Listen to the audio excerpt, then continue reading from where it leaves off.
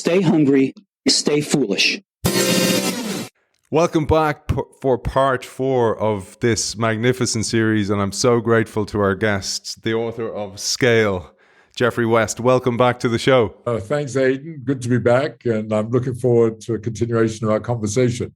It's been magnificent, and I was telling you about the feedback we've had. You've had comments yourself. I'd have comments LinkedIn, through the Santa Fe LinkedIn page as well. There's been multiple comments, and we're going to come to a few of those hopefully today as well to answer some of the queries that people had, which is just fantastic to get that level of engagement. So tip of the hat to you, sir, for that as well, for stimulating that type of thought. And for me as well, I've learned so much. But I thought we'd dive a little bit deeper into a couple of things before we wanted to talk about the planet today. Today's our finale episode, and there was a couple of things you mentioned earlier on. I was going through the episodes and I was making sure we didn't leave any stone unturned, but we've left many stones unturned in the book. And you really have to read this book. Really, it's a magnificent piece of work, and it's so thought stimulating, and it's absolutely magnificent.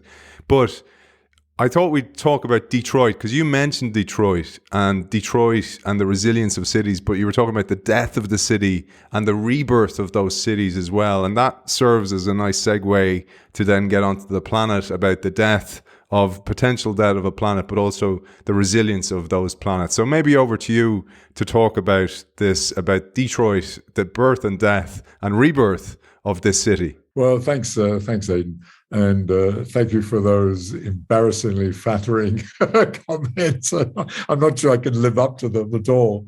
But especially now we're talking about something like the resilience of cities, and Detroit in particular as an example.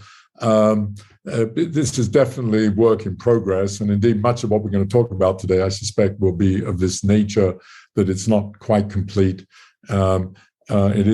It is touched on in the book for sure, but it's a very challenging topic altogether. More generally, the whole question of robustness and resilience and so on of any system.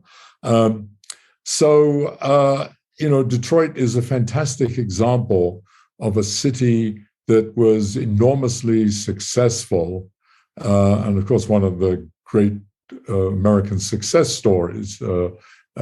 Driven by the invention of the automobile and becoming effectively for a long period the global center of the automobile industry, and it thrived, of course, because of that. And then we're all very familiar, I'm sure. Even those in Europe, in the United Kingdom and Ireland, that Detroit went through this very bad period beginning 20-odd, 30 years ago. And it became, well, in cancer, use the word necrotic, namely the center basically died effectively. And it had, had great architecture, great museum. The Detroit Symphony used to be one of the great symphonies. I think it still is a good symphony.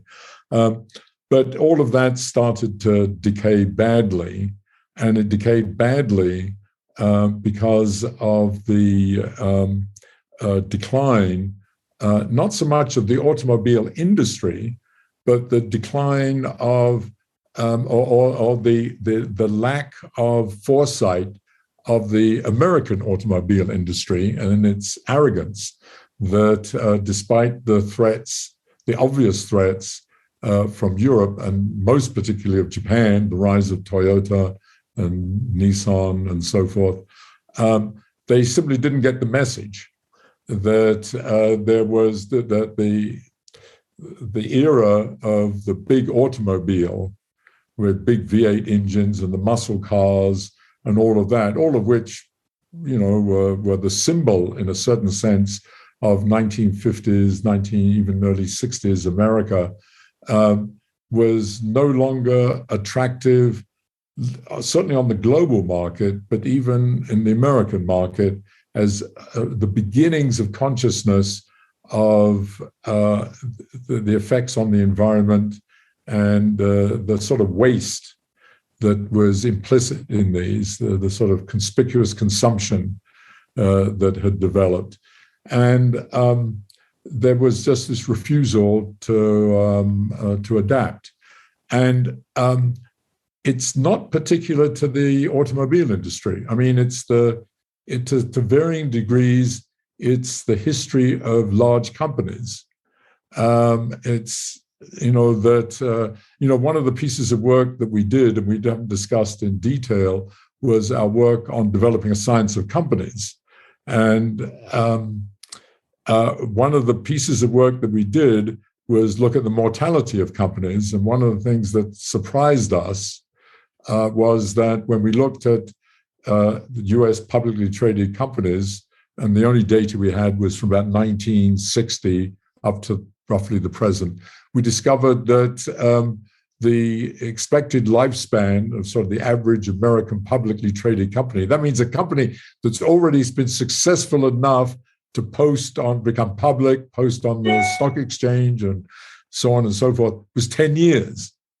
So if you have such a company, if you live, so to speak, for more than 10 years, you're doing pretty well, which was sort of it surprised a lot of people, even a lot of people in the industry, so to speak.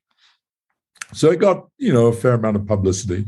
And the reason for that, of course, multitudinous. And by the way, death, and this applies also to cities, you have to be careful of what you use, how you use that word. And, the death of Detroit was used, or the death of New Orleans in this country. But the death of a company meant, by definition, birth meant they posted on the stock exchange, and death meant they stopped posting sales. There's no more, that's it. Now, that could be because they went bankrupt or liquidated, but it turns out, and this was a surprise to many of us that were working on this, because we're not involved, we're not people, that's not been our area of expertise in the past, was that most companies die, in quotes, because of mergers and acquisitions. So it's sort of a curious difference, obviously, than death biologically. And you have to be careful about that. On the other hand, it turned out if you looked at all the statistics and the growth curves and so on, actually you couldn't tell the difference if you just looked at the graphs, whether, if you divided into those that have died because of bankruptcy, those that have died because of mergers and acquisitions, looked the same, and the same 10 years persisted. So there's an underlying dynamic that is somehow common, and that underlying dynamic is to do with lack of adaptation, to put it in simple terms. I'm going to try to keep this brief. Lack of adaptation as the sort of to encapsulate the life history of a company. It starts small, of course. It has lots of ideas, the image of, Bill Gates and his friends gathering in the garage of someone's house, actually in Albuquerque here originally. That's where it started, ironically. These ideas developing. So when they form a company, they have lots of ideas, lots of products, in quote, whatever they are. And then they eventually, they go into the market, and then they go public. And of course, what happens is at the beginning, you don't sort of care too much about the formality of the company. You don't have a large bureaucracy or administration. In fact, you do it yourself to some extent, probably. And you have this sort of spectrum of ideas and products. And of course, then you enter the market, and the response from the market determines what products you're going to push, what ones you say, shit, that was such a good idea. But, if it's not selling and no one's responding, we just have to drop it. And we have to drop this, and we have to instead promote Word, which may not be very good, but that's what people are responding to, and so on. I mean, so in a sense, what happens to a company is twofold, typically, is that, and I'm going to come to cities because there's a parallel in here, is that the company could be thought of as multidimensional to begin with, because lots of ideas and somewhat informal. And then as it develops, it goes from being multidimensional to becoming lower dimensional, and in some cases, effectively unidimensional. And at the same time, of course, as it's growing, and that dimensionality being response, obviously, to market forces. Now, at the same time, as it's becoming more and more successful, it has to become more and more bureaucratized, properly administered. You have to have, you have to obey all the tax laws. You have to make sure that the offices are clean, et cetera, et cetera. You have to make sure that the workforce is coming on time and leaving on, all these various constraints and restrictions, and you form a bureaucracy and so on. And the bigger you are, the bigger the bureaucracy, and the dimensionality is getting lower, and typically innovation, certainly innovation per capita, is systematically decreasing. Bureaucracy per capita is systematically increasing. And so you end up with this great big battleship, quite rigid and extremely difficult to change and to adapt. And that often is, in a sort of coarse-grained, almost cartoon version, the history of many companies. And it takes some extraordinary leadership or extraordinary insight to be able to overcome those forces. And it's obvious that the vast majority of companies are unable to do that because they all die within 10 years, quote, and die and when you think about mergers and acquisitions, many of those are because some of those forces are at work and they need to do that. To move on, they need to be bought up or to merge with some other company and so on. So, we can go into much greater detail in this, but let's leave it at that and say that that's the dynamic at work. And to put it in slightly different language is that companies become less and less diverse. They may start out quite diverse in terms of ideas, different kinds of facilities, different kinds of ways of doing things and so on. But gradually, it all starts to solidify, and it becomes the culture of the company. And that can be very powerful, but it's and lead to its success, but it also sows the seeds for its demise. So the automobile companies are a great example of that. And, and the automobile industry is a great example because I don't know the numbers now, but if you go back to, 1910 or 1920 in the United States, I don't know, there were probably 100 automobile companies, actually, of which several were more dominant. And eventually now there's, at best 3 in this country. Well, of course, there's the Japanese ones that have started building ones here, but there's 3. So the industry has done that. But Detroit, which was the capital of the American automobile industry, of course, those companies became ossified. The Detroit as a city became totally dependent upon the automobile industry, so that even the subsidiary companies around Detroit necessarily were subservient, if you like, serving, in fact, the automobile industry to varying degrees. So that worked for a long time, was successful. But, when the externalities changed and the threat of smaller cars, more efficient cars, more sporty cars, and so on, became, when styles and needs and desires changed, very hard for this industry to adapt. And it's sort of interesting in a way because, from the outside, you think, shit, it's sort of obvious. And it was obvious. Why don't they just change? Well, there's this whole structure has become, as I say, solidified, extremely difficult. And to put it in totally cartoon terms, these companies often become the bureaucracy. The bureaucracy is the company. And the other stuff is actually secondary to it. And, one of the big questions, and one that we're actually working on, is maybe that's just the way it has to be. That there is a kind of organic dynamic that inevitably leads to that. And it's that, what we talked about in the first episode, maybe a bit in the second, it's the analog of entropy in the system. The entropy is sort of eating up the system, and just as it eats up you and me, and eventually we die, so it is with these companies. So it's probably more than just a metaphor. It's probably actually a mechanism. So that's true of companies.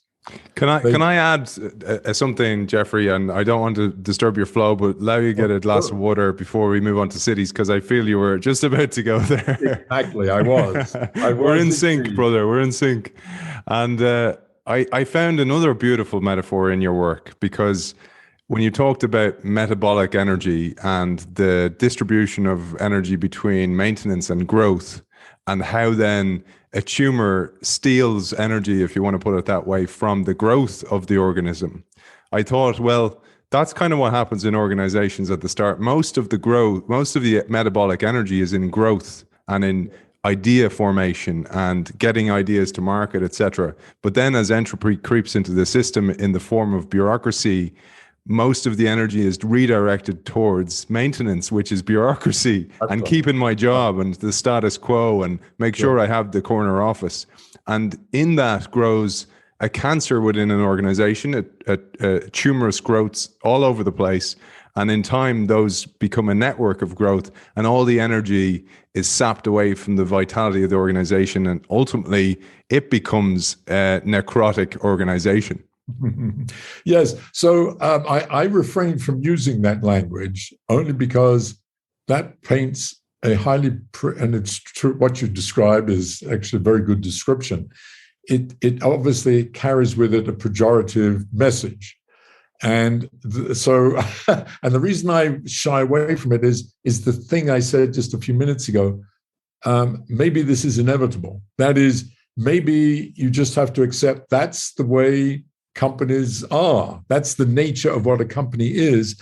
And sure, maybe, you can have some that are surely, I said, the expected lifetime of a company on the average is about 10 years, which means, if you take a cohort, the half of them will be dead at 10 years, roughly speaking, and half may live for 20 years.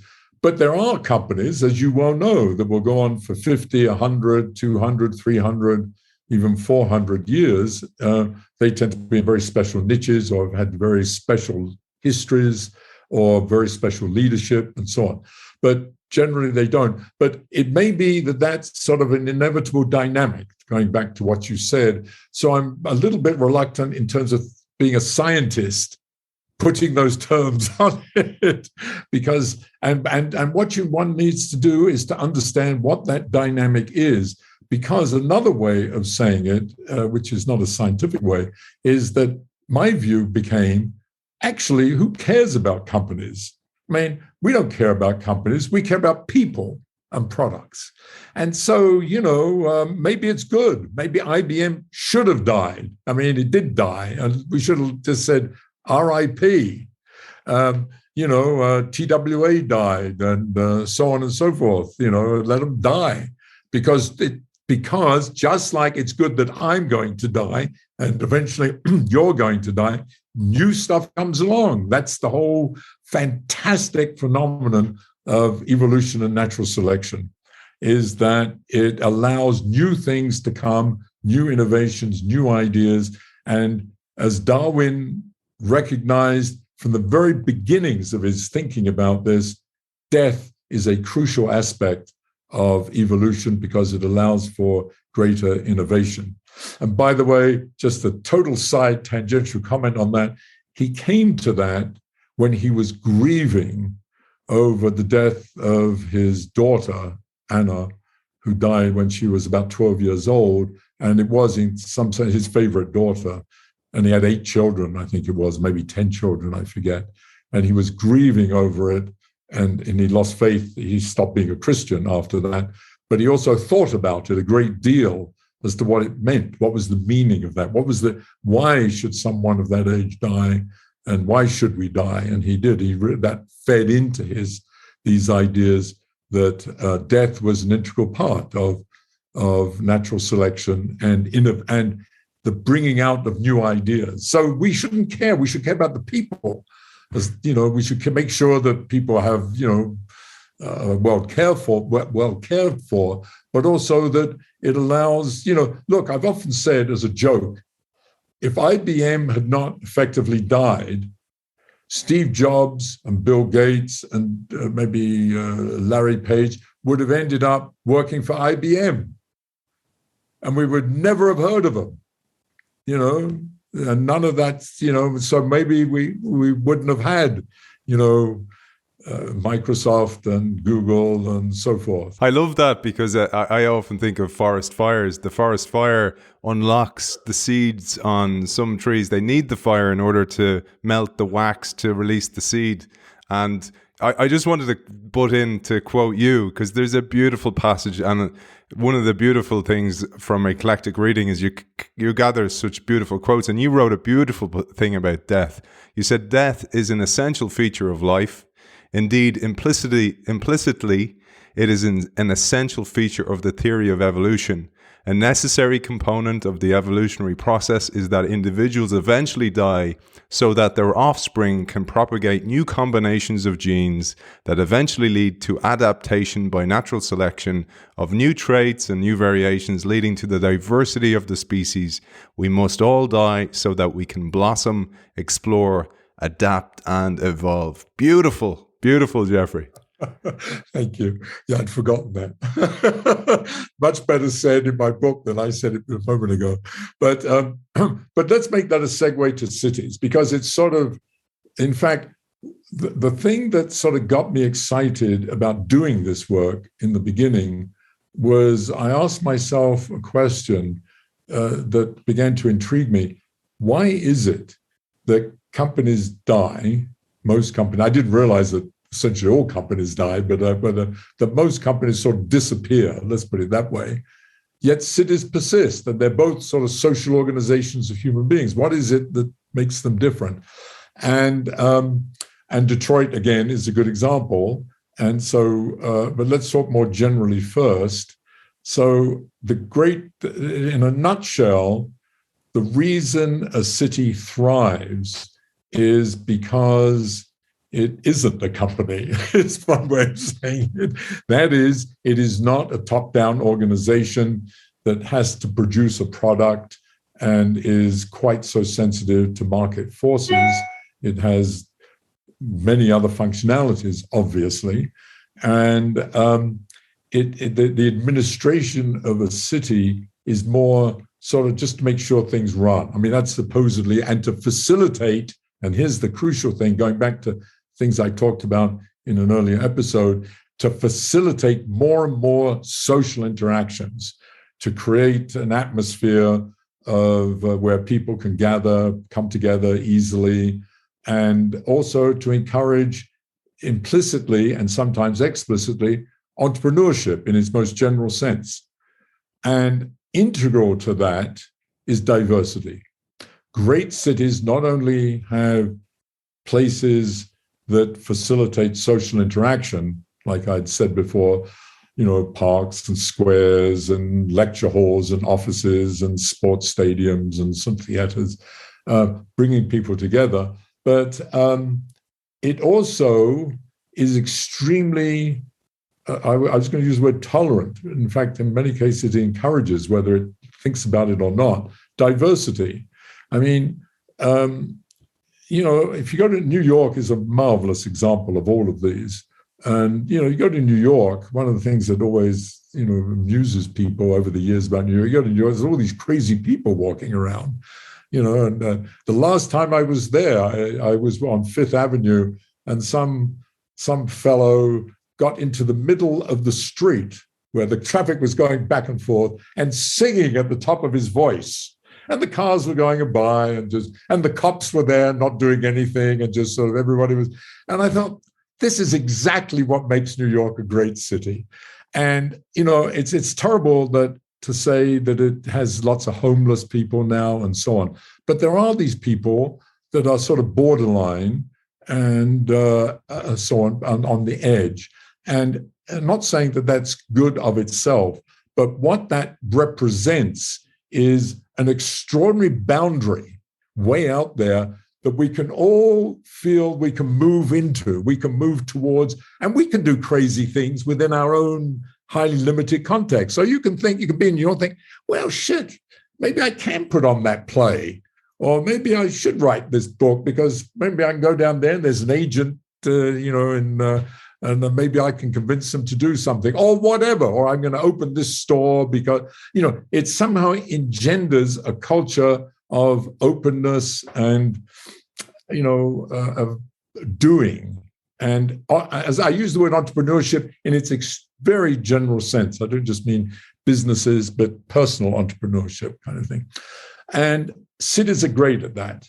Now, you go to a company, generically speaking and generally speaking, you see exactly the opposite.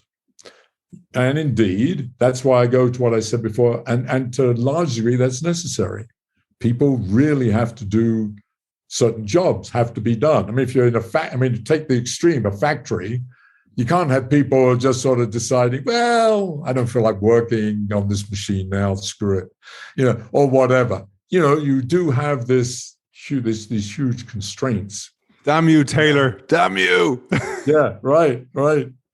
On the other hand, there needs to be in a company a part of it that has the analog to allowing crazy people, so to speak, to walk the hallways and talk to people and say, what about this? What about that? Why don't we do this? Pushing back and so on. And, it's a crucial part. So even if you go to Google, which like to present itself as an image of, everything's open and people can think what they like. Well, of course, that was not true. And it's become more and more rigid over the years, as it's had to, whether it likes it or not, as it's become a major company. This is a huge issue for companies. And one of the things that has killed many companies is that, and I think Detroit was a good example of this again, was that, Ford Motor Company used to have, and IBM was one of the great examples of this, great research. I mean, IBM had truly great research. But Ford also had very good research. And of course, what happens is when going gets tough, when the markets change, and profits aren't what they should be, and the shareholders are yelling and screaming, maybe, you start cutting back. And one of the first things you tend to cut back on is research and development. Because you say, well, this is not the productive part of the company, so we'll cut back on that. And when things get good, we'll rehire. And, this is a fatal flaw, because you can kill ideas and innovation in 1 minute, let alone 1 week, by firing a bunch of people. But to build it up again takes years. So it's incredibly short-sighted, and you need to think about that kind of thing carefully. And these companies, many of these companies, just did it because it was the easy thing to do, and they suffered long-term from it. So it again goes back to this thing that politics and companies tend to be short-sighted, tend to be, the next 2 to 3 years is what we're thinking about. They tend not to think in 10, 20, 50 years. Cities, by their very nature, are persistent. And part of that is a little bit to do with the fact that, even though, let me just give an example. London has changed a great deal since I was a boy, but when I go there, it's still London, and it looks like London. I mean, there's all those stupid tall buildings because they want to think that they're powerful and all the rest. I mean, it's some image they're trying to create. But actually, London, so the real London is still very much London. And you recognize it. And Dublin, the same thing. I mean, you go to Dublin, it's not quite the way I saw Dublin first in 1962, I think it was. Yes, 1962. And the last time I saw it was already 10, 15 years ago. But it had superficially, especially in the center there, it had changed, obviously. But, fundamentally, it was the same. The charming things are missing. The little teeny stores out of, were not quite as prevalent and so on. But, fundamentally the same. So there's great persistence. It has a long persistence time in terms of its physicality, and that plays a very important role, I think. But the crucial thing is that cities, great cities, engender diversity, and Detroit suffered terribly for not. And diverse, I should have clarified at the beginning. I mean diversity both in its very general sense, but in particular, I mean in terms of its jobs, employment, businesses, and so on. And in more modern times, of course, in terms of the questions of ethnicity and so on, plays a role. But in fact, I may be wrong in this. I think that plays a secondary role to the fundamental thing of having diversity of jobs and businesses and so on. The diversity of ethnicity, people, race, ideas is also important. It brings new ways of looking at things. It makes people rethink often what their basic assumptions are. And of course, that has a downside to it, the dark side to it, because it leads to sometimes resentment and unrest and all the other things we're dealing with.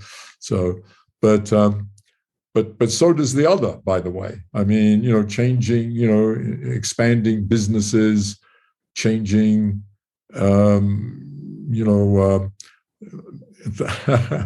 changing Manchester from a small town to, the center of of the cotton industry, caused social unrest in spades. I mean, my God, the whole 19th century is dominated in some ways. You could look through the eyes of social unrest and the rise of trade unions and so on. But all that was great, So that's the great thing about cities. They're churning all the time. It's wonderful. And that's what makes suburbs so boring, by the way, because they don't do that. I mean, they're not, very nice to live in and so on, but the city as an organism has this fantastic quality, a great city of churning and creating ideas. And Detroit is an example of eventually not doing that. I wanted to introduce a couple of things before you go onto the planet, and maybe also use it as an opportunity, because there was a couple of comments on LinkedIn, as I shared with you, from people, and they were to do with cities. So we'll do that, because then otherwise it'll just be a Q&A session, and from doing keynotes, doing that at the end is can be just a bit challenging sometimes. So I'll mix them into our conversation. But I wanted to share with you, as you know, in my own book, I quote a little bit about the lifespans of companies receding. So they're becoming less and less. And we've talked about that at length. But also, I wanted to share something that Jeff Bezos said, and it has an interesting backstory, because he said it in an all-hands meeting in May 2020, when one of his colleagues in Amazon asked, in front of everyone, they're like, what will Amazon do to make sure they're not the next Sears and go bankrupt in the retail apocalypse? And he said, Amazon is not too big to fail. In fact, Amazon will fail and go bankrupt someday. If you look at large corporations, they only last 30 years. Their lifespans are about 30 years, but they used to be 100 years. And this is really important. But it has a backstory, and perhaps I'll let you unpack what that backstory is before I proceed. Well, Bezos, I don't know. Jeff Bezos, I've met on 2 or 3 occasions, maybe more. Even had dinner with him. But he got that, I'll call it statistic anyway, that thought from listening to my talks and talking about it and so on. And by the way, whereas on the one hand, I'm disappointed he didn't credit me when he said that. And I didn't in my book. I'm sorry. Now I am, though. No, but there's no reason you would know. But people won't know, and I'm sure he will get all the credit. But I'm disappointed a little bit that he didn't credit me. On the other hand, I'm delighted that he said it. And I'm particularly delighted that he is one of the few major leaders that paid attention to that and got it. And without naming names, I can tell you I have talked to 2 or 3 others at that level, that is CEOs, founders of major companies that we all know of, who either shrug their shoulders or simply disagree, think that their company, one particular one, that shall be nameless, will live forever. And in fact, the curious thing in that particular case was, in saying that, it was like me saying to you something about your children not living, that they will eventually die. I mean, it was taken personally in that sense, but it really shocked me. It shocked me at the time. But so Jeff, Bezos, I have to give him great credit, obviously, that, he took it seriously, and he obviously thought enough about it to say it publicly, and in particular, to his company employees, which is extraordinary. It fits into their ethos of always day one, and for me, always day one is put all your energy into that growth phase, not into the maintenance phase. Yeah, so I think that he is terrific. Actually, I must say, I've been very impressed with what he's done and so on, and. And I don't know, who knows where Amazon will go, but it's. I mean, Amazon. They often get a lot of crap for the way they've treated some of their employees and the way they're dealing with this unionization and so on. And I'm sympathetic to the criticisms in many instances, but he has done something amazing, actually, and.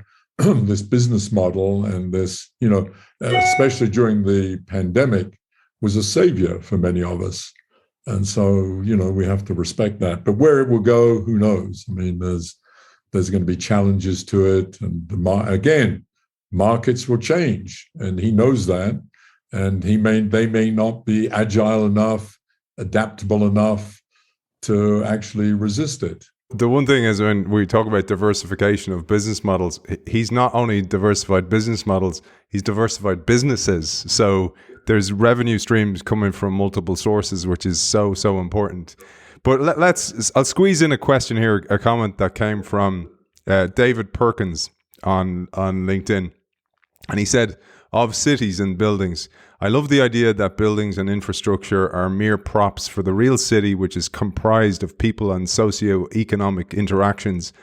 And the question here is twofold. What might we visualize and better understand this real city instead, right? So that was one comment. And then he went on, I said, David, is it all right to share this on the show? And asked Geoffrey, and he said, please do. He said, specifically, I'm thinking about the fractal nature and flows of information and energy or resources over these socioeconomic networks, how these flows might reflect socioeconomic health and stability, and how information technologies are continually establishing newer socioeconomic pathways independent of physical infrastructure and geography.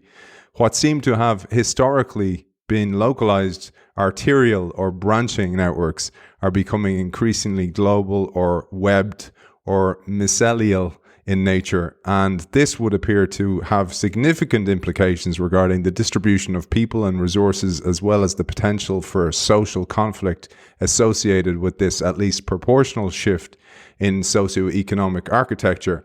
I'm interested in your thoughts on this and how this might be studied, modeled, or observed from a practical standpoint. And he says in commas here, in brackets, and I'd gladly volunteer if there's any opportunities to do so. And he said, thanks for passing it on, and cheers to you, Geoffrey. Well, that, of course, to really answer that. It's another episode. Another episode, probably. But it's a very tough question. I mean, he's asked some really tough questions there, especially that last whole thing. And we first have to establish whether the premise is right, by the way. Is it really true that there's these changes? There's two major changes that have happened, really, I would say, just off the top of my head.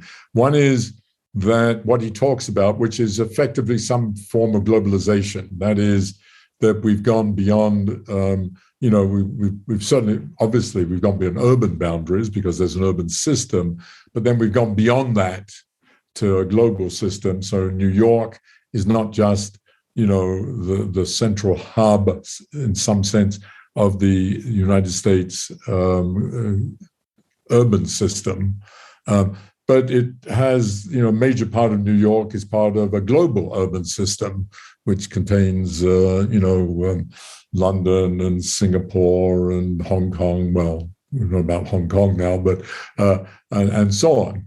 And that's a very interesting question. And what effect that has on the rest of the urban system. So one of these things, what's the feedback of the fact that New York has a large part of its, or a significant part of its socioeconomic activity is looking outward, whereas, it always had some of that, of course, but it was probably much a minority, and it was looking to a large extent inward. What effect does that have on the rest of the American cities, which also have some of that, but to much lesser degree? We don't know the answer. And in fact, interestingly, I've tried a couple of times to get a project going to really look at the data on this, to really ask the question, first of all, for example, what is the global urban network? Can we think of, as I just said, New York, Singapore, London, Paris, whatever, the major cities?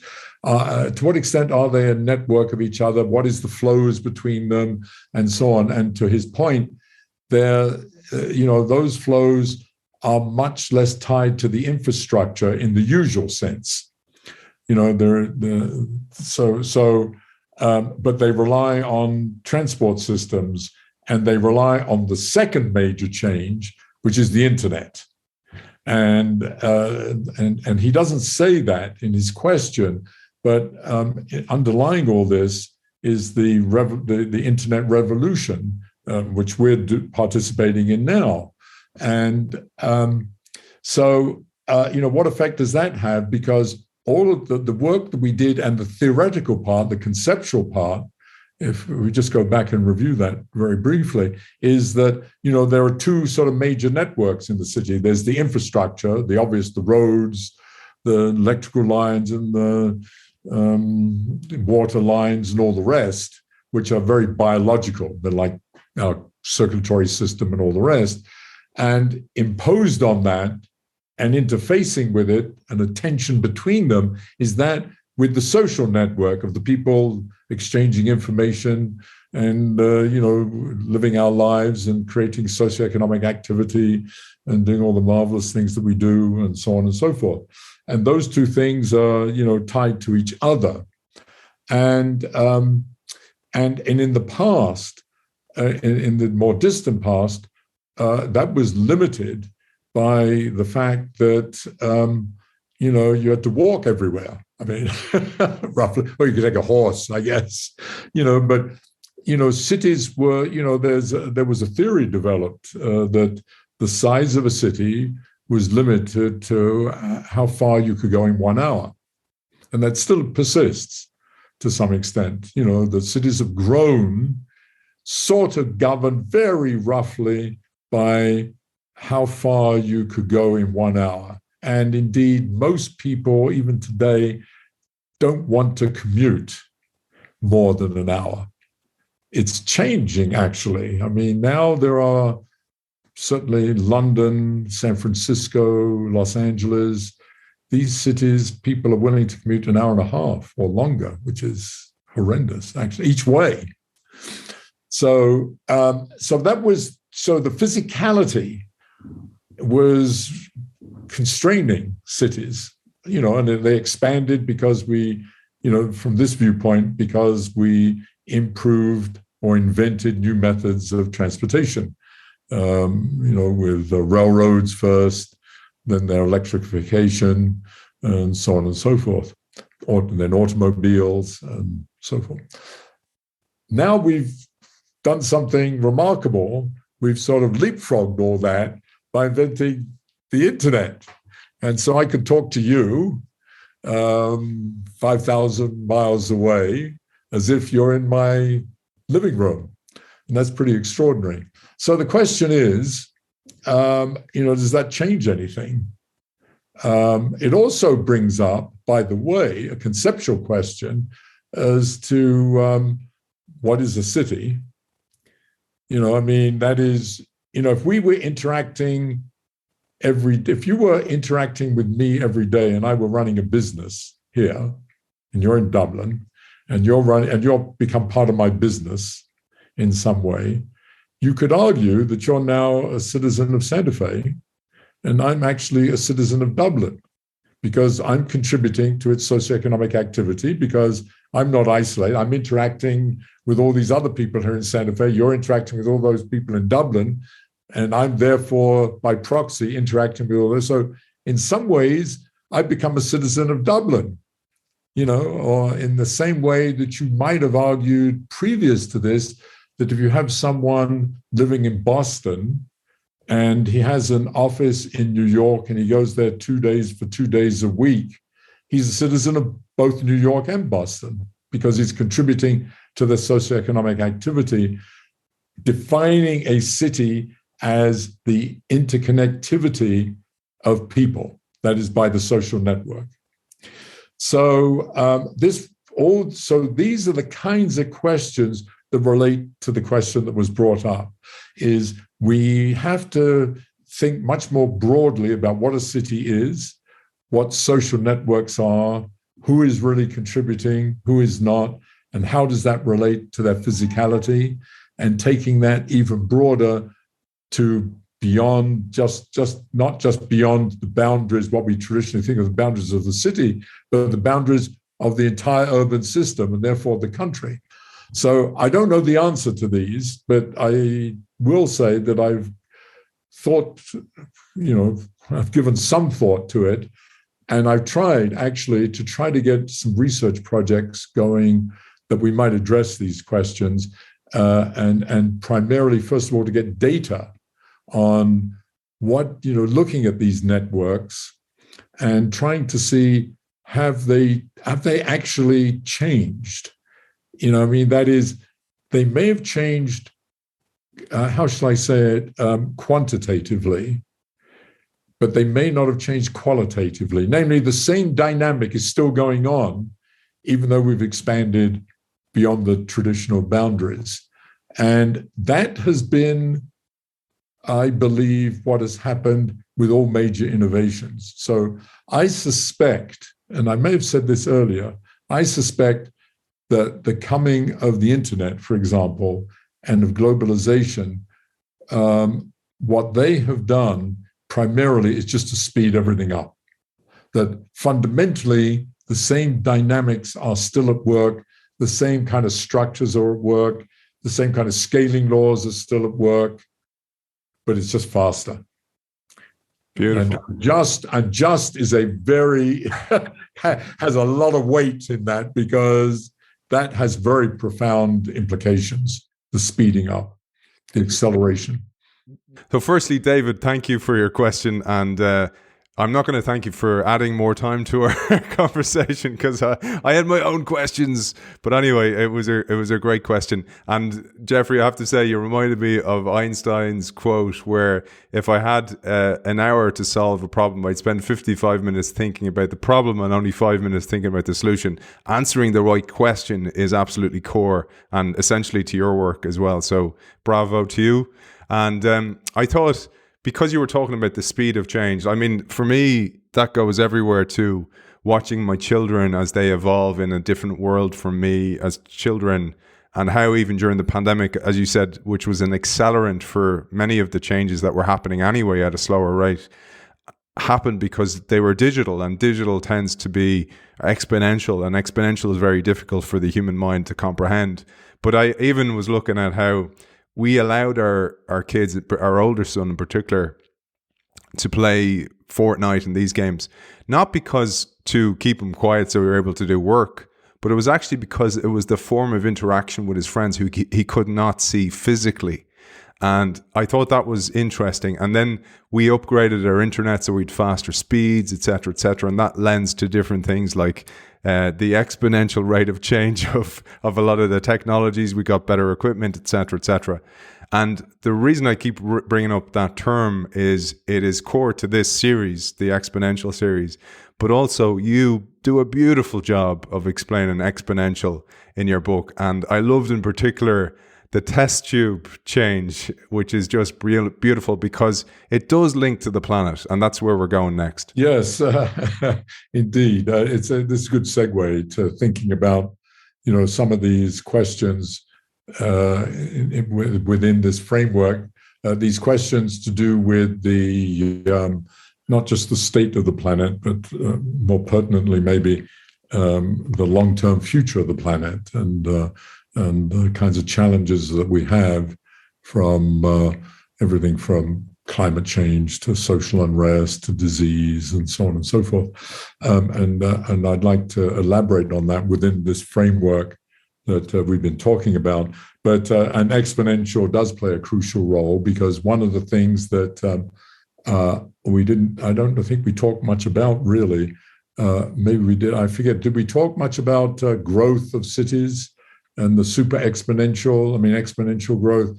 We touched on it, but not to... So I need to say that, but I will say, because it is the segue into it.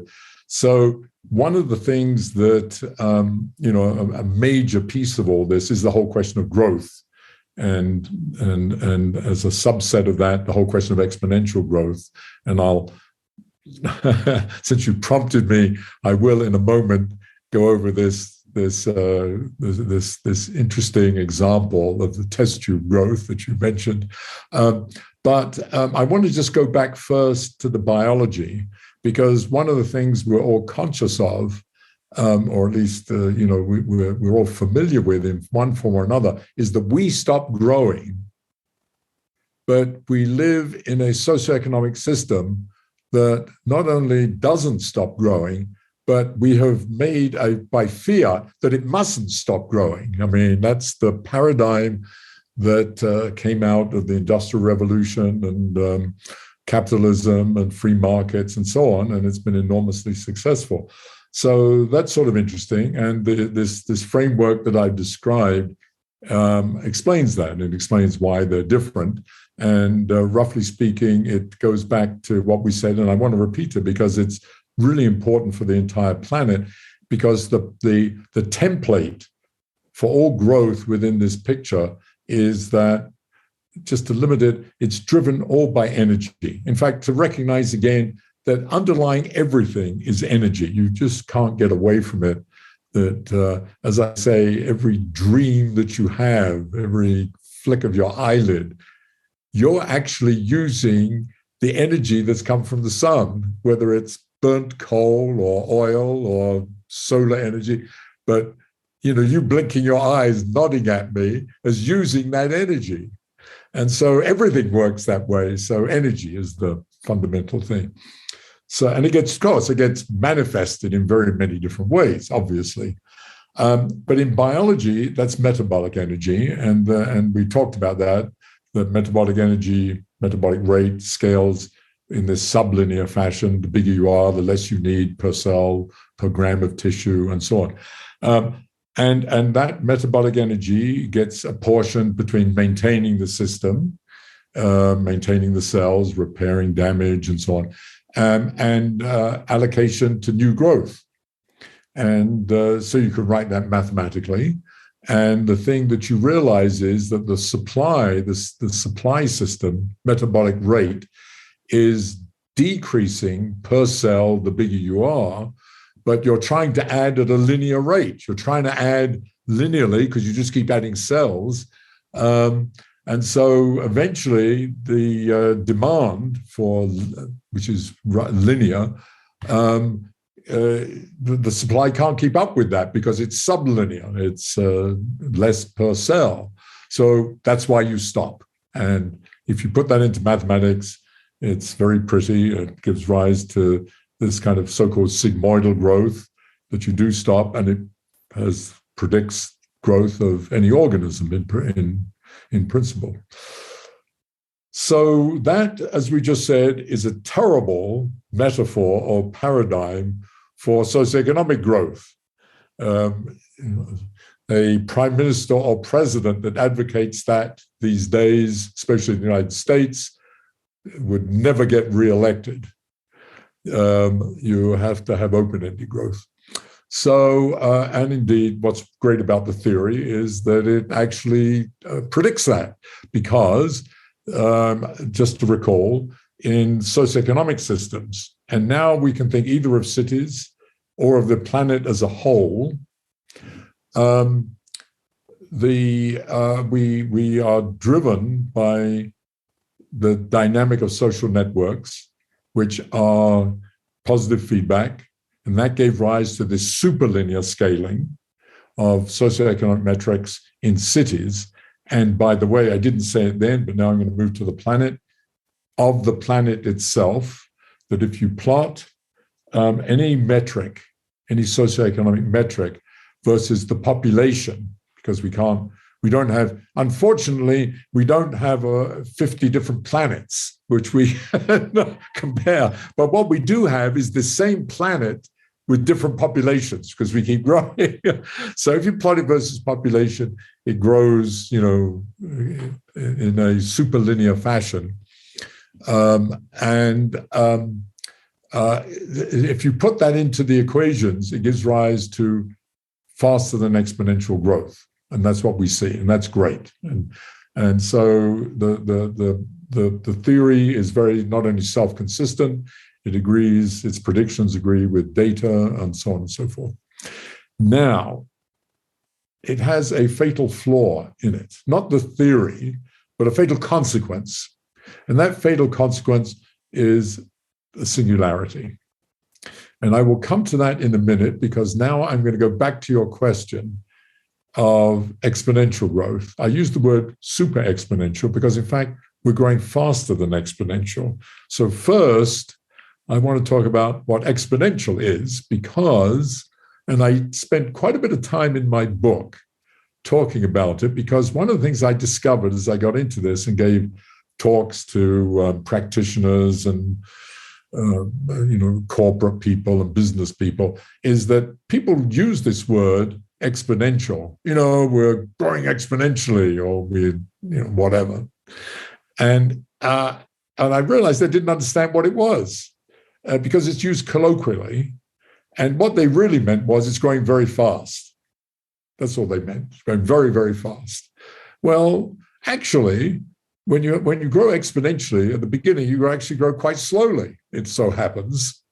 And then it picks up. And that's what I'm going to explain with my test tube example.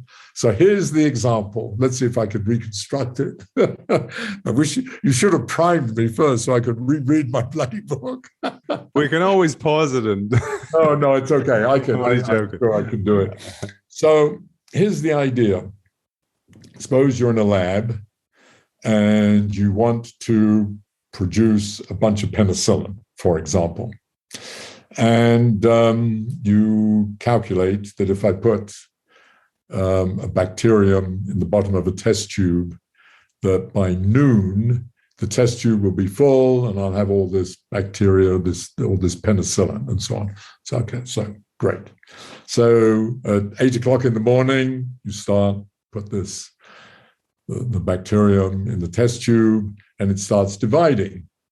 So after, whatever the dividing time is, let's say it's 1 second. It doesn't matter. Let's just use 1 second, the time it takes for each bacterium to bifurcate into 2. So after 1 second, there's 2. After 2 seconds, there's 4. After 3 seconds, there's 8, and so on. It keeps building up. It's great. And, eventually it's going to fill the test tube. Now, the question I like to ask is, between 8 o'clock in the morning and noon, when it's going to be full, when roughly is it half full? And I've asked this question many times, and usually the majority, and often the vast majority of people say something, well, probably around 10 o'clock, maybe 11, it'll be half full. And of course, the answer is it's half full at 11:59 and 59 seconds. 1 second before noon, when it stops, it's half full because it's adding 2. So if it's half full, in 1 second, all of those ones that are there are going to double, so it fills the next half. Shit, you realize something then. Then you think, boy, 2 seconds before, it's only a quarter full. 3 seconds before, it's 2 to 2 cubed. It's an 8 full. 4 seconds, it's a 16th. So if you looked 4 seconds before noon, you could barely see at the bottom. There's just a little bit of bacteria. And all those bacteria are thinking, great, we've been living for all this time, everything's going great, it's fantastic. Second later, they're still great because it's still only a quarter. These don't realize. They don't realize even 1 second before that they've only got 1 second to live. The whole system is going to be finished in 1 second. And that's the nature and problem of the exponential. And that is the world we're living in now. And the problem with the exponential typically is if you're not aware of it and you become aware of it, it's usually too late. Just like those bacteria, by the time they realize when they're, you might have a few of those bacteria saying, shit, it's weird that we've suddenly gone from a quarter to a half so quickly. Maybe we should worry, because look, if you look up, I can actually see now the top of the test tube. I can see maybe we should be thinking about this a little bit. Well, we still have a lot of time because there's still half of the test tube to go. In fact, they only have 1 second. So that's sort of, that's an extreme example, but it does illustrate the kind of concern we should have about the situation we're in and why we should think seriously about the fact that we are driven more and more to exponential growth, and how can we control that and still have the kind of society and quality of life that we have, the exciting kind of life, innovative life, and so on, without having this mad exponential growth, and find ways of dealing with that. So that's sort of the motivation of that. And we're not doing it. Frankly, there are obviously, it's like those few bacteria I talked about a moment ago. There are a few that are seriously thinking about this, but overall not. And it may be some of those bacteria already saw when it was a quarter, half full, things getting a bit hot. Some of the climate's changing a little bit. Something's weird going on here. The analog, there might be analogs, especially with so many bacteria there metabolizing. Probably the temperature does go up, actually. So it's not so different. Anyway, So that's the issue, and we need to understand it. And I must say, in these last few years, I've been giving more and more thought to it, especially this last year. And just to go back, this work came out of the work on cities, and I was thinking of it originally. When I first derived that, we derived it.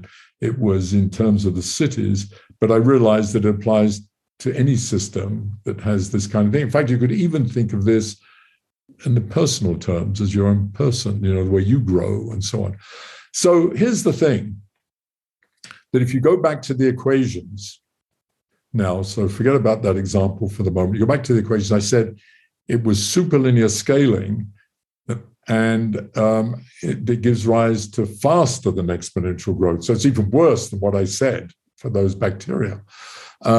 And that has the consequence, mathematically, that it leads to something that's technically called a finite time singularity.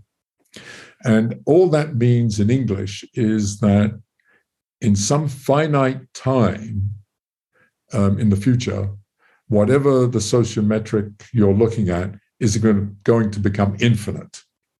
That is, there's going to be an infinite GDP. There's going to be an infinite number of flu cases. There's going to be an infinite number of patents. There's going to be an infinite number of crimes. Well, that's completely crazy. Obviously, you can't do that. It doesn't make sense. And indeed, the theory tells you why it doesn't make sense, because if you continue with that, the system stagnates and collapses. And so, so this is that simple kind of description I just gave is a kind of sophisticated version of the old Malthusian argument that many people are familiar with, and I'm sure many know of, that Thomas Malthus, back at the end of the 19th century, already saw with the beginning of the Industrial Revolution and capitalism and so on, that we were getting into exponential growth. And he said, this is just not sustainable. But he said it's not sustainable because agriculture is linear. That is, we can't produce the food to sustain these people, all these people. And so he said, we better do something about it. And he also suggested all kinds of draconian measures that might be taken, and in particular, especially to stop the laboring class and the poor to having children and so on. I mean, it was very, it was end of the 18th century, so you can imagine it was very top down and so on. So, but very early on, early economists and people thinking about these things pushed back very hard. And basically, what developed was a very powerful argument against what Malthus said. And that was, well, what you've not realized is, in particular, that we're going to make agricultural innovations that will keep up with this. And in general, society will make innovations. And in fact, people already were well aware of that, because the whole Industrial Revolution had created this burst of innovative energy with machinery and the cotton gin and, there's stuff, steam engines and control mechanisms and all this marvelous stuff, this wonderful iron machinery. So, and people were able to extrapolate that we could imagine doing that with agriculture, but also it would just be so, this is totally naive. And so he was sort of trashed mostly. But many people have stayed with it, and it's always remained there. And it reared its ugly head, so to speak, in the 70s. Some of your people may be familiar with the Club of Rome study that was done. For those not familiar, there was something put together in the early 70s called the Club of Rome, which was a bunch of industrialists who got together, worried about the future of the planet, believe it or not, in about maybe the late 60s even. It was the person that started it was either the CEO, anyway, some major person at Fiat. in Torino, in Italy. But they put together a bunch of industrialists who were very concerned about this, and they funded a research effort at MIT to look into, could we model the future? It was one of the first serious attempts to kind of model the planet long term, and they brought up some of these issues, but again, they were poor about innovation, so it didn't kind of sustain itself. And then there was a book published by an ecologist named Paul Ehrlich in about 1972, 73, called The Population Bomb. That was a huge bestseller, extremely influential, where he brought back this Malthusian argument and basically said, we just can't, we're not going to survive. We're basically survive, we probably won't make it beyond, I may have this wrong, the 80s. This was in the early 70s. And he predicted that the India would collapse because it couldn't sustain a population more than, I think it was 280 million. Well, I can tell you now, it's almost a billion more than that.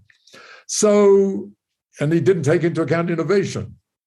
He just didn't. So, there were good reasons to push back on this argument, this Malthusian argument.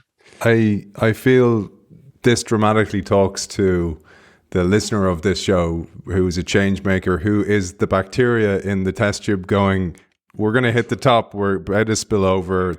The Cassandra who's calling out the future, and it's a desperate place to be. It's like the Semmelweis effect. You go crazy sometimes. It's not great for your mental health because you're in organizations saying we're headed for an iceberg. We're on a melting.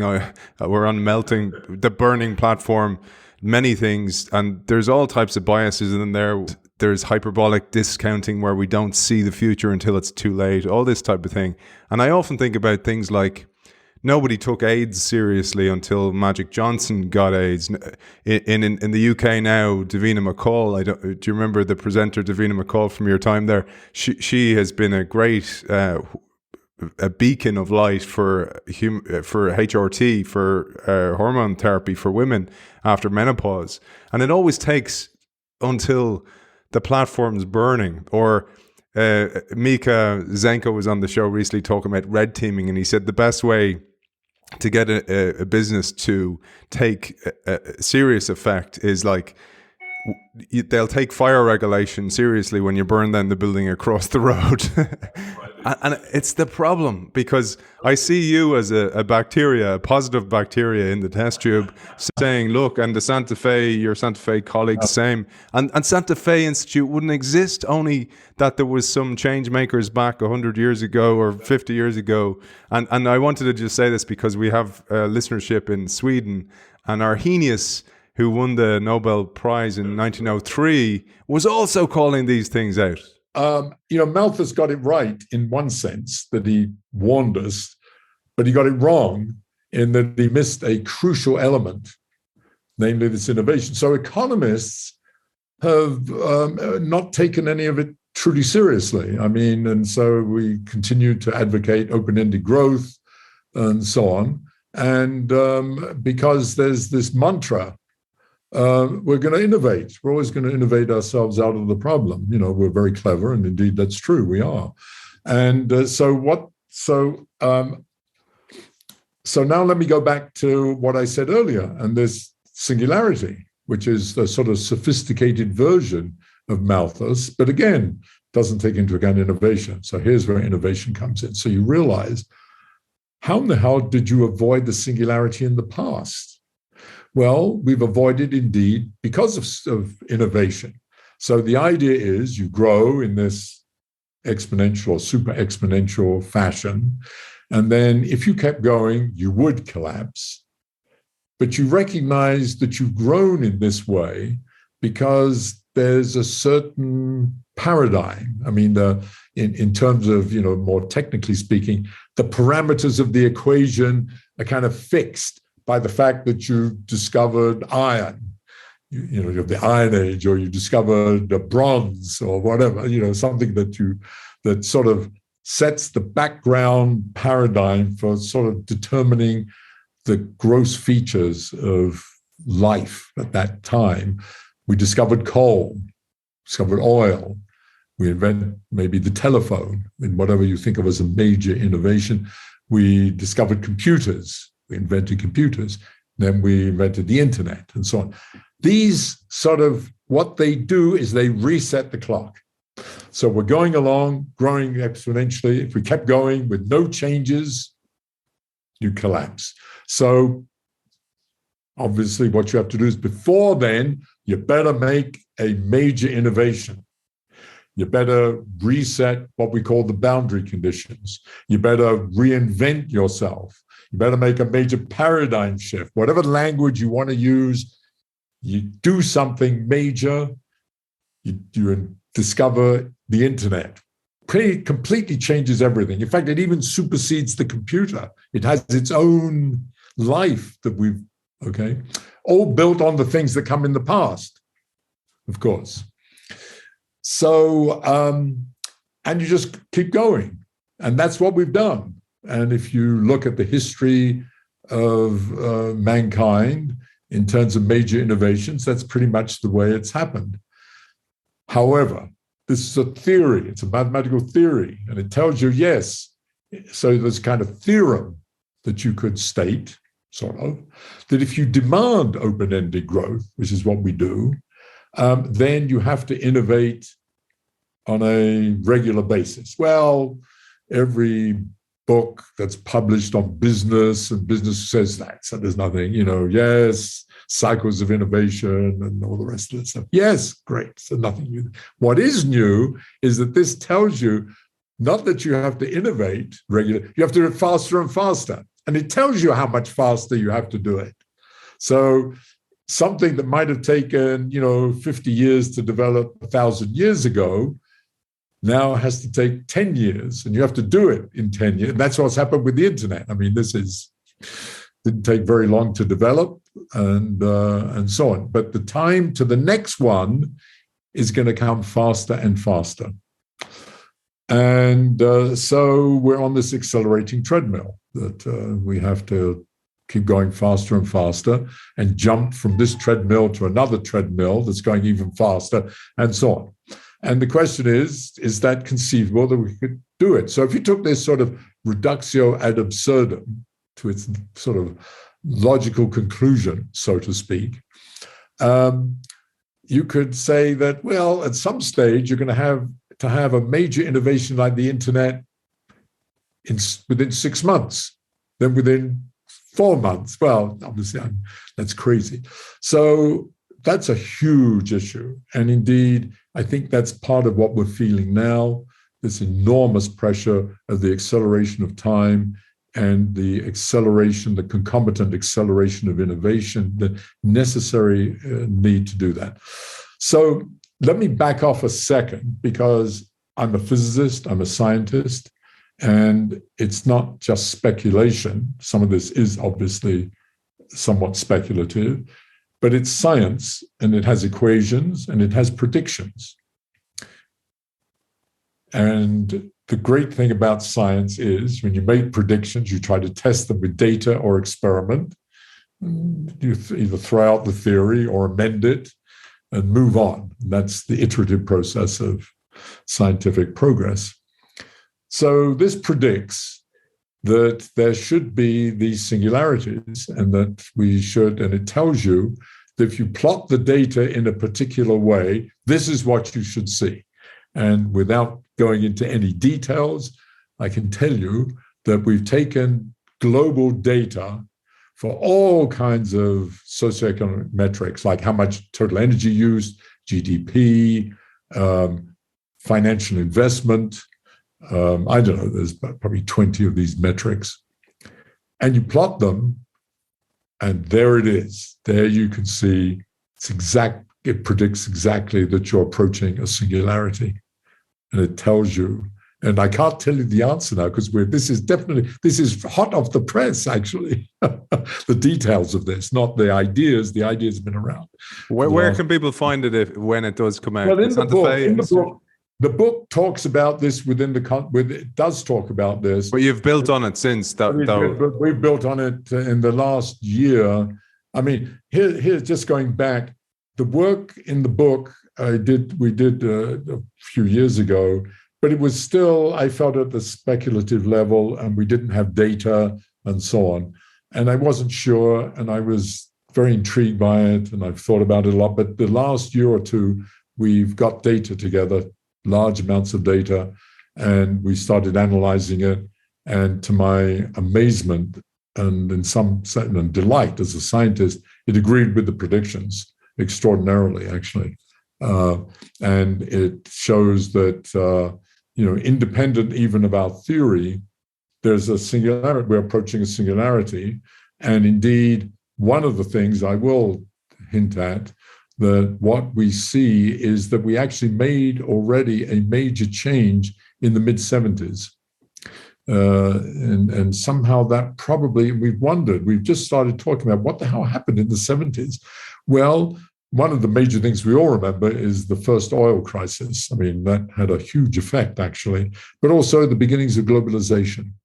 There was a real change in the kind of economic thinking. And you can see this break. It's extraordinary. I mean, we were headed to a singularity before, and we've sort of shifted towards another, as the theory predicts. So we have to keep doing it. So the two things obviously you cannot answer with this is, what is the next innovation? You can answer, and we can answer ultimately when roughly you would expect the next singularity if we don't do anything. That is it 2040, 2060, 2070? It's certainly one thing I can tell you, it ain't 20, well, where are we now? 20. It ain't 30. It isn't 2100, I tell you. It's not 100 years. It's much shorter. It's your lifetime, not mine. It's probably not my lifetime, almost certainly not my lifetime, but it probably is your lifetime. So, and we will do things. But we can't answer what it will be, except there will have to be one, and then there'll have to be one coming in a shorter time beyond that. It could be electric cars, self-driving cars. Who knows? I don't know. I mean, I doubt it, frankly, but it could be. Could be other things. I don't know. I mean, there's all kinds of. But the interesting thing is, how do you get out of all this? And this is now truly speculative. And that is, I think, is to recognize, and maybe we did talk about this earlier a little bit, and that is one of the things that's happened in the last 30 years, 20, 30 years, is the word innovation has become synonymous with technology. When I say the word innovation, we usually think of, a new type of iPhone. I think we did talk about this. Your iPhone 6.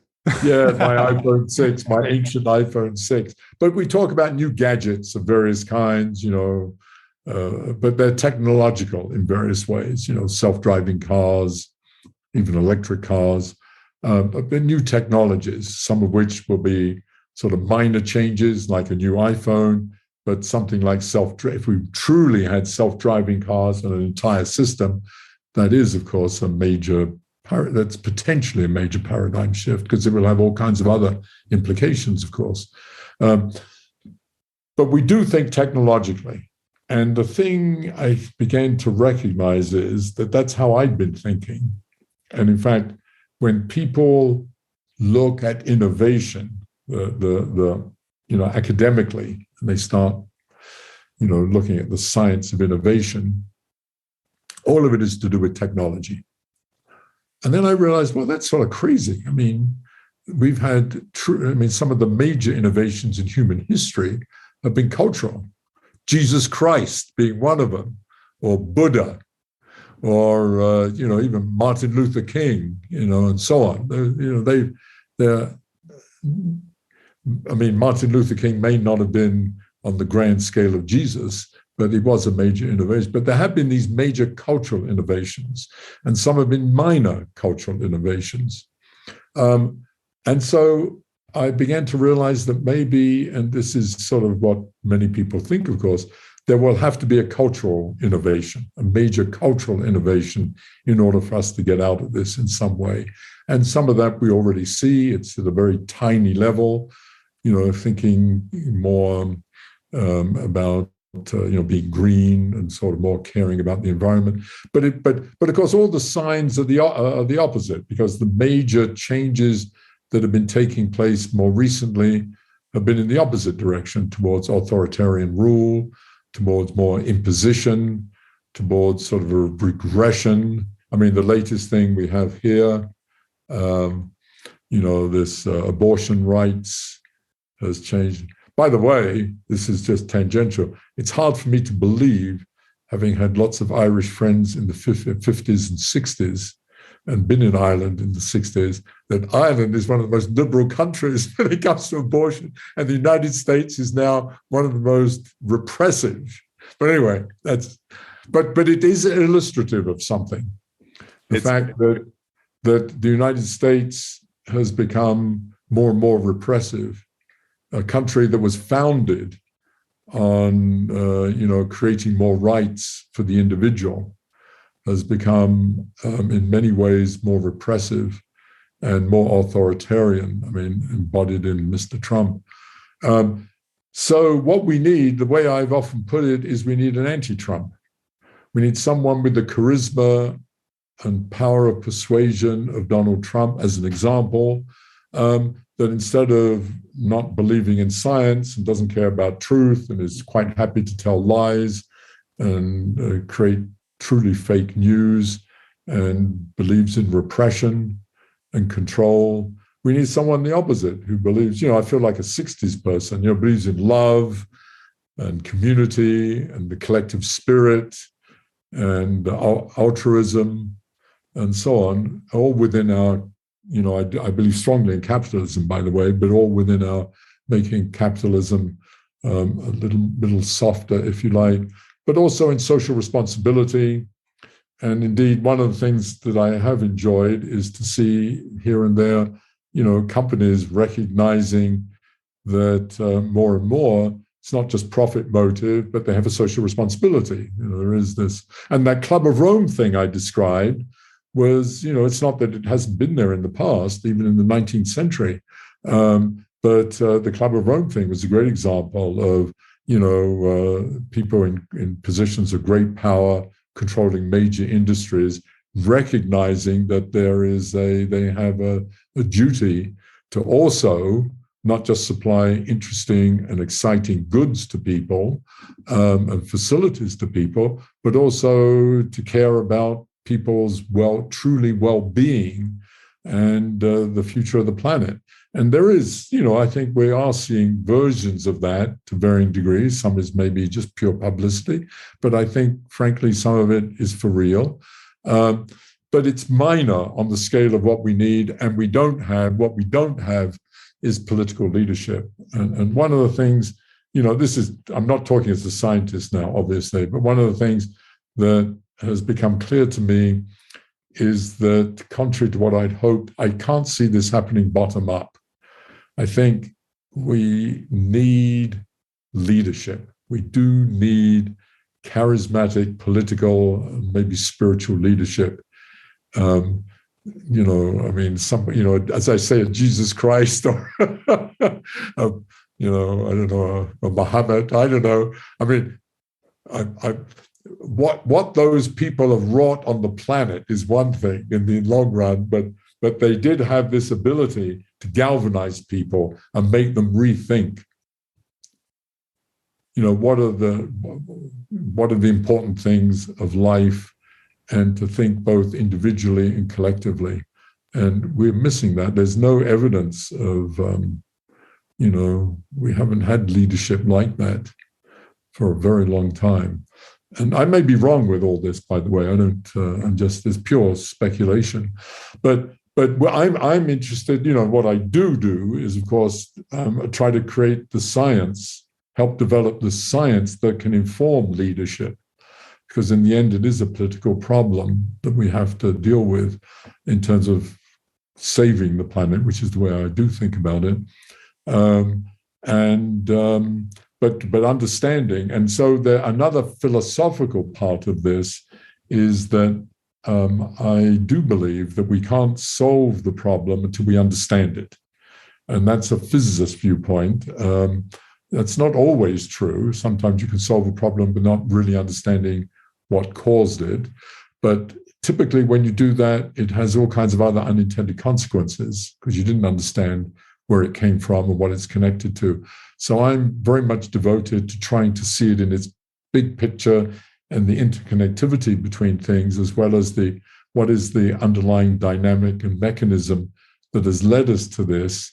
And the only way I know of doing that is to do it through this physics lens, if you like, or scientist lens.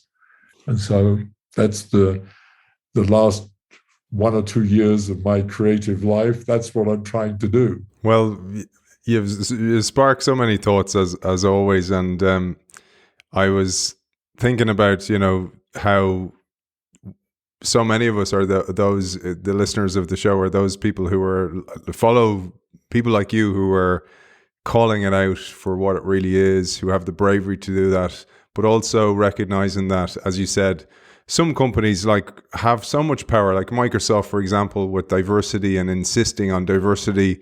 And I'm talking about a workforce here with their suppliers. Like that power to be able to have this knock-on effect is so strong. That's one thing. The other then is the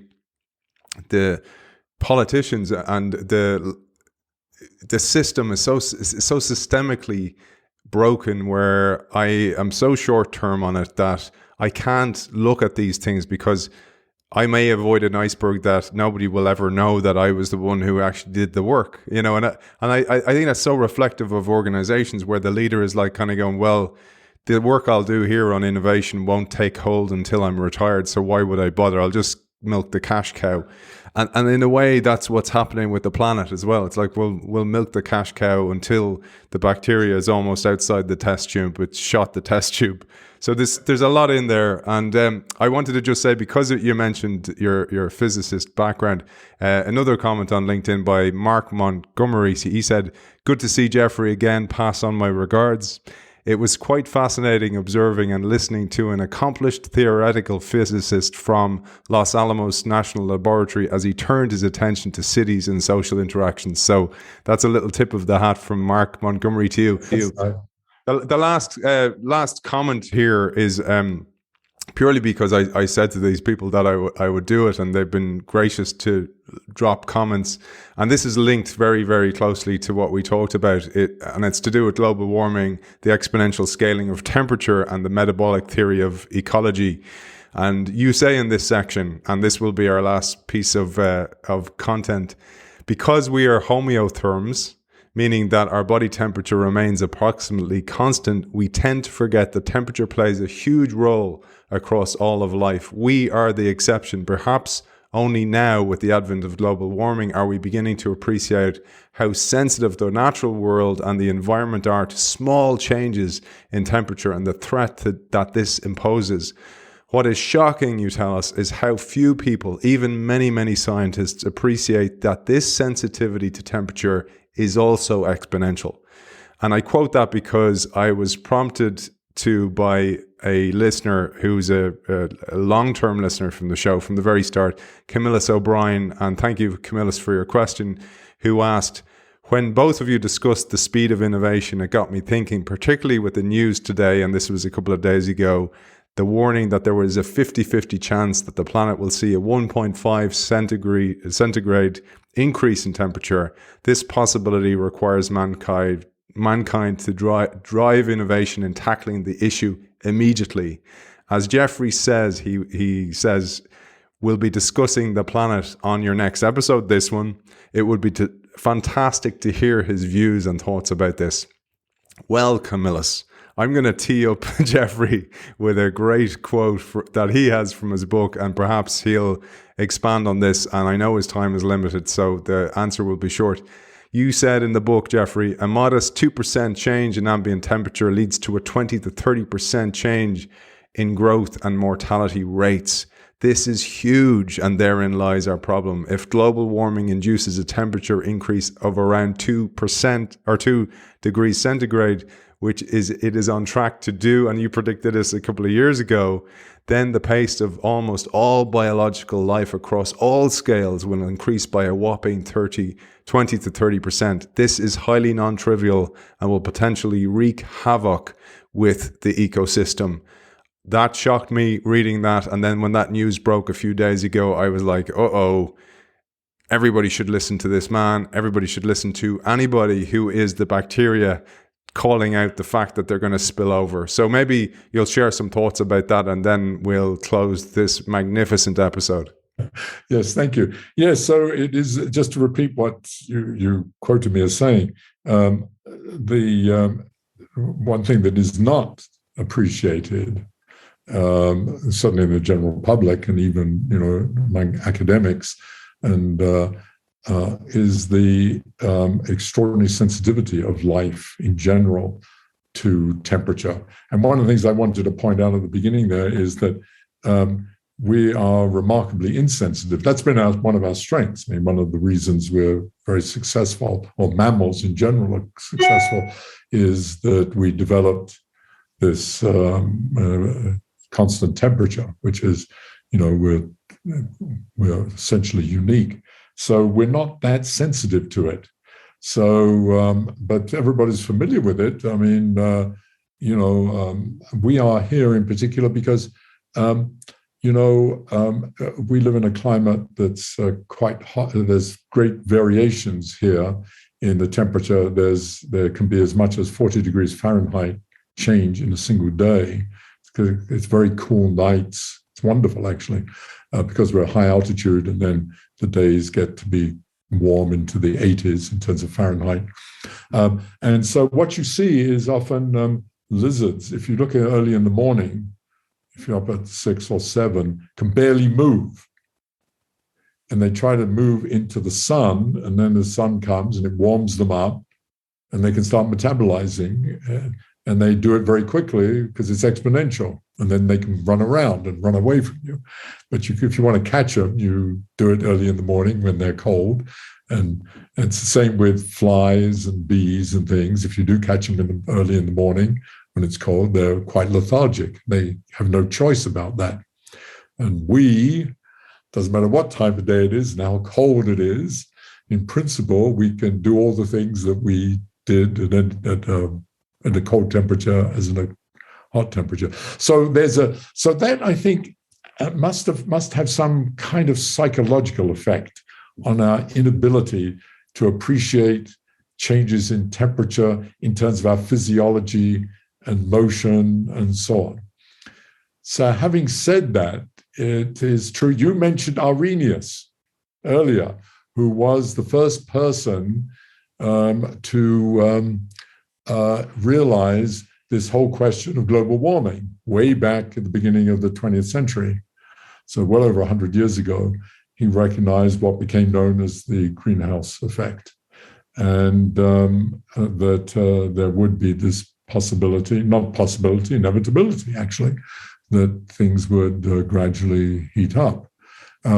He didn't talk much, as I know. I may be wrong because I don't know the literature well enough. I don't think he talked much about its potential effects. Maybe he did. I don't remember. But he did win the Nobel Prize, by the way. He was a Swedish chemist, and things are named after him. But he also wrote the first formula, really, to recognize the exponential sensitivity of chemical reactions, because that's what fundamentally it all is, biochemical reactions to temperature. And as we said, what the whole point about exponential, the whole consequence of an exponential is small changes produce big effects. And so I've done some years ago with my biology colleagues, we wrote papers on this, and it's now encoded in the literature. But one of the things, in fact, was already known, is just that we really just brought it much more to the fore, was that what you just quoted, this a couple of degrees centigrade will produce sort of a 20 or 30% change in growth rates. So in some ways, that's good. So in some parts, things will grow much quicker. You get crops much quicker, and so on. In other parts, it will be terrible. But in any ways, what it will do is change the ecosystems, clearly. We're already beginning to see that. Changes, growth periods. We're all familiar with spring comes earlier, and so on and so forth. And in many parts, winters are milder, and therefore, and climate change. I mean, all of these things depend on chemical reactions, are all governed by this sort of Arrhenius factor, exponential factor. Now, just one side comment on that. If this change were to take place over evolutionary times, it would, things would very slowly adapt and accommodate to these changes, because that's what's happened. It's only when you get changes over human times, which is what's happened, that, the system can't adjust. There's a huge shock to the system, and it's not clear what the consequences are going to be.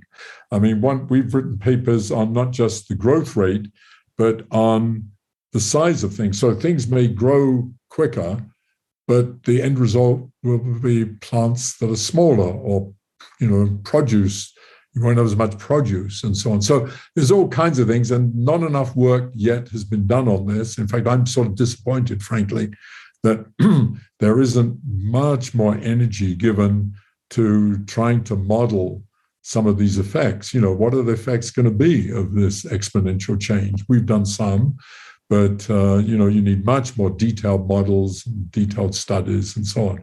But this is the scary part, actually. We don't know.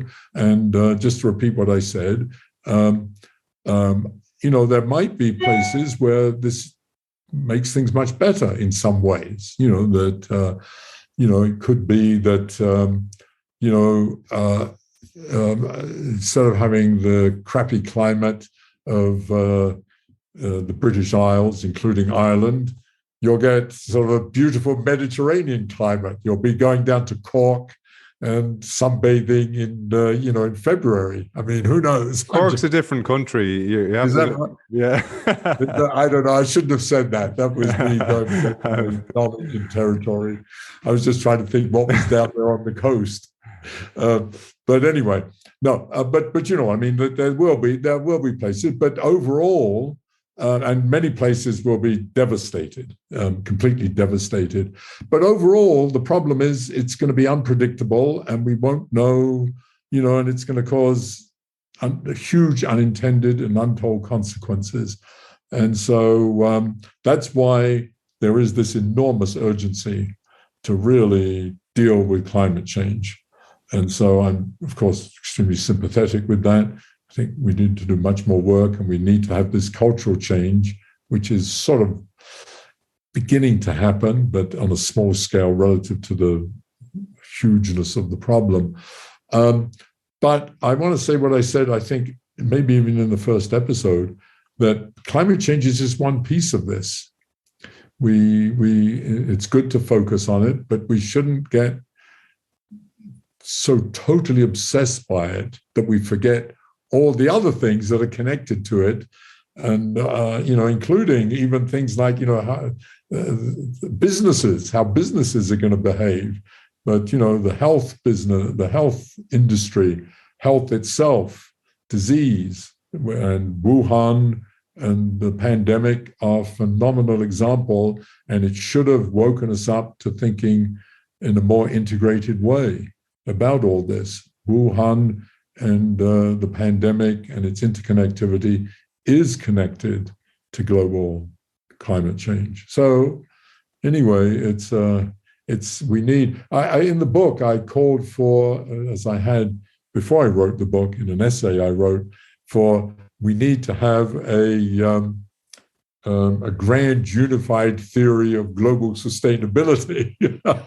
And in fact, what that meant was not just from a scientific viewpoint that we need what I've been talking about, this sort of big integrated view, but bringing us all together, people like yourself, but people from from the business world, people, politicians, practitioners, citizens, but bringing us all together in some multi-billion-dollar, trillion-dollar project that globally we all participate in to address this problem. And, because it's, again, it needs, I coined this idea that it has to be, we need this sort of attitude towards the Apollo program or the atomic bomb, which are diddly on the scale of what this needs to be done. And unfortunately, going back to what we were just talking about with the bacteria, human beings have evolved to respond to warfare on short time scales. We respond very quickly. We were quick to get involved with Ukraine. We're quick to, respond to Nazi Germany. But we're lethargically, tortoise-like slow in responding to the biggest threat possible, which is the future of the planet, because it's so hard to viscerally feel it. We're expanding, the socioeconomic system is expanding exponentially, and we sort of know it because all you do is think back a little bit, but we don't, we just shrug our shoulders and enjoy it and move on. Let's hope people listen. And there's just a couple of things. I feel, firstly, what you said is so true. Even with the show, the innovation show, I didn't.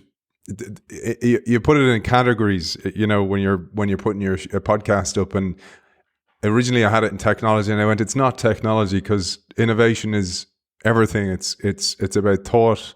It's about mindset. It's about culture. It's society. And I had it in society and culture, and people kept going, I can't find the show. And then I had to put it back in technology. And I was like, it's just because it's synonymous with technology. And then a lot of people come listen to the show, and they go, like, 1 week we'll cover AI, and the next week we'll cover climate change or whatever. Some people don't get that. And I'm very, very grateful that you recognize that, because it's really, really core to the whole thing. And the other thing is, I wanted to thank you immensely. And I have a quote that I pulled from the book that I wanted to really pull, and just because I think it's a nice way to recognize your work, because I think this is a really beautiful series that you've done, and you've dedicated a lot of time to that, and I'm very, very grateful. And there's a beautiful saying, I think it's a Chinese proverb, and it's like, great people plant seeds for trees under whose shade they'll never sit. And I think that's what you've done, and I think Arrhenius did that back in 1903, and hopefully those seeds of thought will actually blossom as well. And I'm going to give this quote, and then I'm going to hand to you to give your final message to our audience, and then we'll close this beautiful series. But this is what I loved.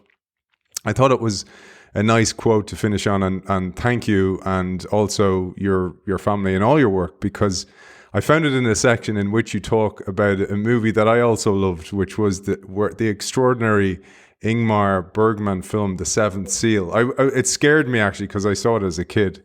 And in this movie, a knight attempts to beat death and plays chess and keeps asking questions, etc., etc.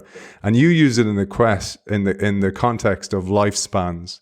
And I quote you here when you say, "On a personal side note, I was gratified to learn from these averages that, having reached 75 years old," this is a few years back, "I can expect to live almost 12 years longer and die at an astonishing age of almost 87, which is far longer than I had ever thought.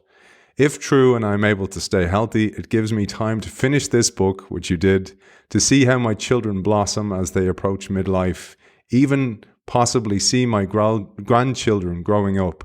See the Santa Fe Institute continue to flourish and receive $100 million endowment, and the most likely of these, see Tottenham Hotspur win the Premier League, and even and even more unlikely, the Champions League." And I want to say this as well. to my wonderful wife of more than 52 years now, Jacqueline, who is now 73 years. I'm changing on the fly here.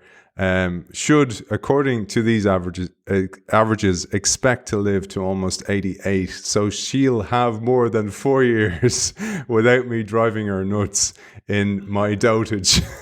So I thought that was a lovely way to thank you, to tip the hat to the magnificent work you've done. And also thank you for me. I'm so grateful for doing this, and I've learned so much. You've sparked so many thoughts for me and for so many other people, and I'll continue to share your work whenever I can.